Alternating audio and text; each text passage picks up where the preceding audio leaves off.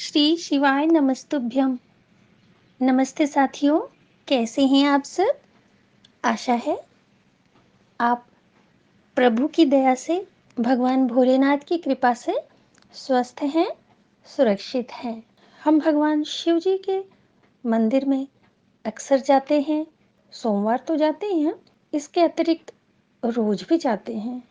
शिवालय में जाकर बाबा भोलेनाथ के शिवलिंग पर जल चढ़ाने की जो प्रथा है, वह सृष्टि से ही चली आ रही है और हम उसका पालन करते भी आ रहे हैं। परंतु कई बार हमसे कुछ छोटी-छोटी त्रुटियां हो जाती हैं और जिसका मुख्य कारण होता है हमारी अज्ञानता। हमें पता नहीं होता है और हम बड़ी सादगी से वह कार्य कर बैठते हैं। हालांकि यह सत्य है कि भोले बाबा की पूजा जैसे भी की जाए, वे उसी से ही प्रसन्न होते हैं। वे जैसे स्वयं भोले हैं, वैसे ही अपने भक्तों का भोलापन भी वे स्वीकार करते हैं। तो होता यह है कि जब भी हम मंदिर जाते हैं, तो बाबा जी पर जब जल अर्पित करते हैं, तो वह जल हम चाहे तो उसी शिवालय के प्रांगण में लगे हुए नल से ले लेते हैं।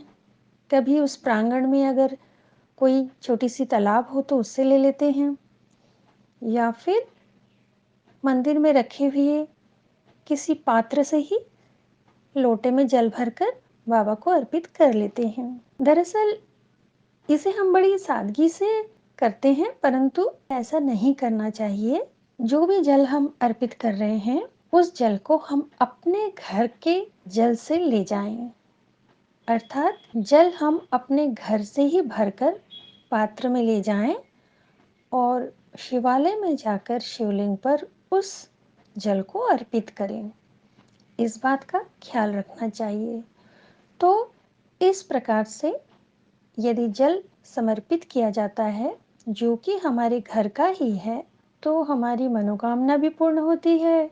यह पूजा, यह जल अर्पण, यह स्वीकार्य भी होता है और बाबा जी प्रसन्न भी होते हैं।